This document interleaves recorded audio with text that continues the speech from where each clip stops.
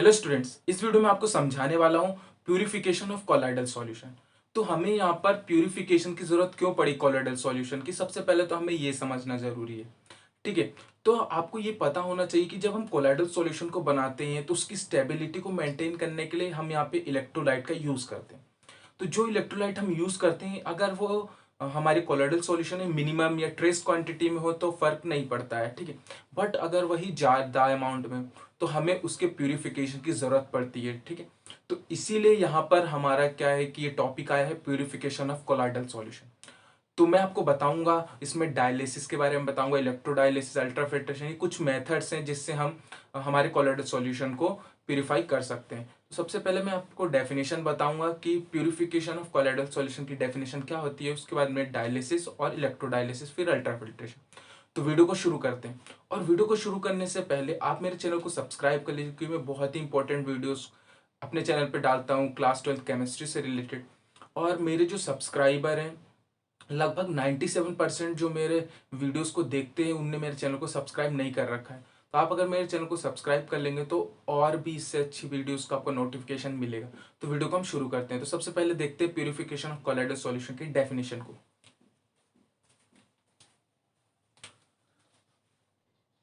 The process used for reducing the impurities of a colloidal solution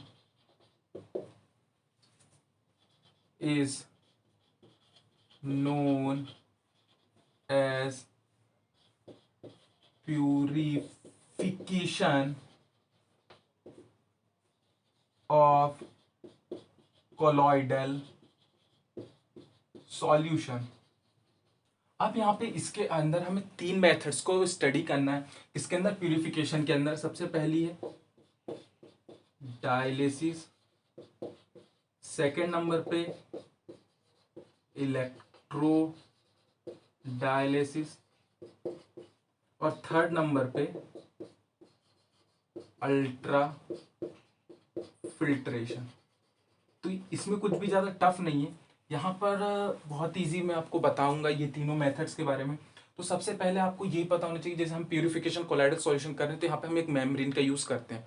ठीक है। जैसे आपने सेकेंड चैप्टर में ऑस्मोटिक प्रेशर में एक मेम्ब्रेन पढ़ी थी, उसी तरीके से इसमें हम क्या मेम्ब्रेन का यूज़ करते हैं। किस लिए मेम्ब्रेन का यूज़ करते हैं, देखिए आपको ये पता है कि हमारा जो कोलाइडल सॉल्यूशन है उसकी स्टेबिलिटी को मेंटेन करने के लिए हम इसमें इलेक्ट्रोलाइट को डालते हैं। तो क्या होता है कि कोलॉइडल सॉल्यूशन, ठीक है, किस किस से बना होता है, सॉल पार्टिकल प्लस इलेक्ट्रोलाइट। ठीक है। और इसी इलेक्ट्रोलाइट को हम क्रिस्टलॉइड भी कहते हैं, जो इसमें मिला हुआ होता है। ठीक है। अब क्या करते हैं कि कॉलोइड्स का सॉल्यूशन जो रहता है उसको हम इस तरीके से देखिए। सबसे पहले तो क्या करते हैं, इस तरीके से एक कंटेनर लेते हैं। ठीक है। और इसके ऊपर हम एक मेम्ब्रेन को प्लेस कर देते हैं। ठीक है। मेम्ब्रेन लगाई। अब क्या होता है कि हम इस कोलोइडल सॉल्यूशन को ऊपर से यहाँ पर थ्रो करते हैं। ठीक है। तो यहाँ पर डालने से क्या होता है कोलोइडल सॉल्यूशन के कि यहाँ पर जो हमारे कोलोइडल पार्टिकल्स है, मतलब ये कोलोइडल सॉल्यूशन का जो कोलोइडल पार्टिकल्स है वो यहाँ पे क्या होता है, रह जाता है। ठीक है।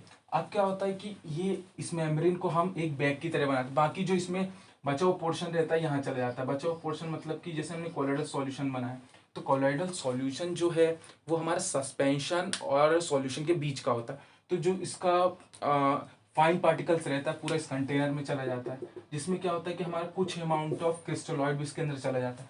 बट उसके बावजूद भी यहाँ पर हमारा कुछ ना कुछ क्रिस्टलॉइड यानी इलेक्ट्रोलाइट कोलोइडल सॉल्यूशन के अंदर बच जाता है, बट हमें उसे रिमूव करना होगा। तो इसको क्या करते हैं कि हम इसको इस तरीके से, देखिए ये जो रखा है, हम इसको इस तरीके से एक बैग में, इसी मेम्ब्रेन को, जैसे ये मेम्ब्रेन है इसी को हम फोल्ड कर लेंगे यहाँ से इस तरीके से। तो इस तरीके से बैग के अंदर हम इसको भर लेंगे। अब क्या करेंगे कि ये हमारा डायलिसिस मेथड है। ठीक है। अब ये डायलिसिस मेथड के अंदर आ गया कि डायलिसिस कैसे करते हैं। कुछ भी ज़्यादा नहीं है। देखिए इस तरीके से हम एक कंटेनर रखते हैं, नीचे से हम फ्रेश वाटर को पास करेंगे। ये जो मेम्ब्रेन है इसको हमने फ्रेश वाटर के अंदर प्लेस कर दिया। अब क्या होगा कि यहाँ से हम फ्रेश वाटर को डालेंगे और यहाँ से फ्रेश वाटर निकलेगा। तो जब ये यहाँ से डालेंगे तो यहाँ पे इलेक्ट्रोलाइट होगा, तो क्या होगा कि ये अपने साथ इलेक्ट्रोलाइट को इसके अंदर से लेके चला जाएगा। अब ठीक है, यही प्रोसेस क्या कहलाती है हमारी डायलिसिस। ज़्यादा कुछ भी नहीं इस प्रोसेस में, बस एक हम यहाँ पर मेम्ब्रेन लेते हैं, उसके अंदर हम कोलाइडल सॉल्यूशन को भरते हैं और क्या करते हैं कि यहाँ से फ्रेश वाटर को पास करते हैं। तो ये हमारा क्या कहलाता है, डायलिसिस मेथड। ठीक है, अब ये जो मेथड है डायलिसिस मेथड जो है बहुत ही ज़्यादा स्लो मेथड है। तो इसकी स्पीड को बढ़ाने के लिए हमने क्या किया कि इलेक्ट्रोडायलिसिस मेथड को लाया। अब इलेक्ट्रोडायलिसिस मेथड में भी कुछ नहीं है, सेम यही है।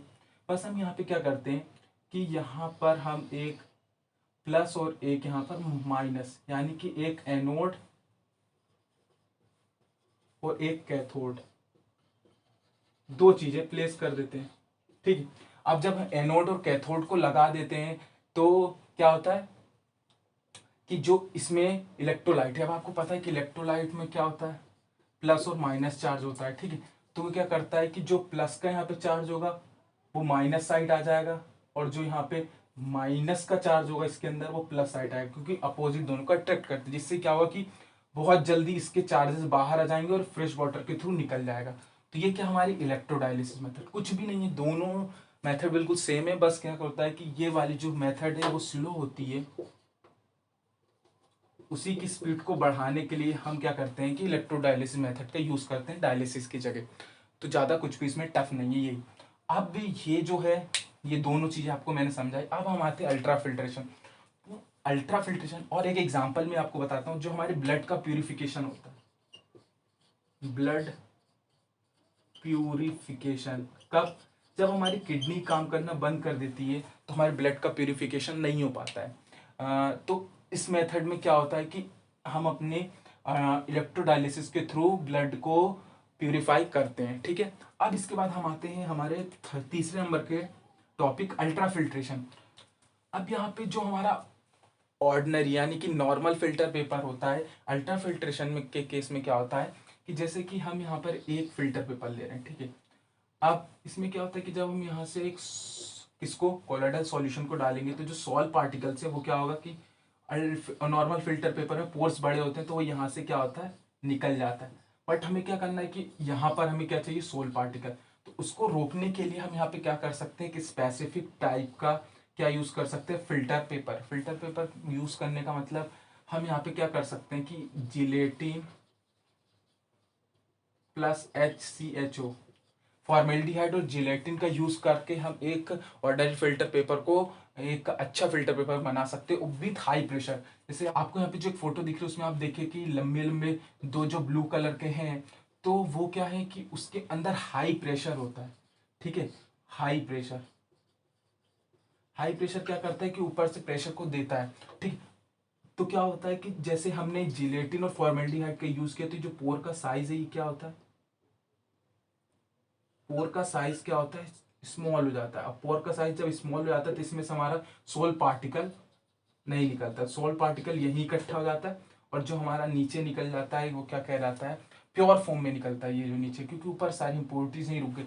ये वाटर के केस में होता है। वाटर फिल्टर के केस में क्या होता है कि देखिए पानी में बहुत ही फाइन क्या होता है पार्टिकल्स होते हैं, तो उसको निकालने के लिए हम यूज कर सकते हैं। अगर इसमें से हम पास करेंगे तो वाटर तो निकल आएगा, लेकिन जो उसमें इम्प्योरिटीज है वो यहीं रुक जाएंगी। इस केस में क्या होता है, हम वाटर फिल्टर के केस में ये यूज करते हैं। और प्रेशर क्या होता है, हाई। देखिए नहीं निकलेगा वाटर, अगर हम ऐसे प्रेशर को हाई लगाएंगे, प्रेशर लगाएंगे तो क्या होगा कि प्रेशर पुश करेगा तो वाटर नीचे जाएगा, बट वो जो सॉल्ट पार्टिकल्स होंगे वो यहीं इकट्ठा।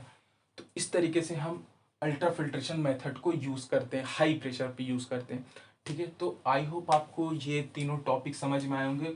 और इसके वीडियोस मतलब ये जो है इसका मैं नोट्स जो है मैं आपको वीडियो की स्क्रीन पे दिखा रहा हूँ, तो आप इसका स्क्रीनशॉट लेके खुद के नोट्स बना सकते हैं। तो ये वीडियो आपको अच्छी लगी होगी। अगर और भी ऐसी वीडियोस चाहते तो आप कमेंट करके बताइए, क्योंकि बहुत सारे लोगों का कमेंट आ रहा है, अब उनमें मैं वीडियोस बनाना चालू कर रहा हूँ।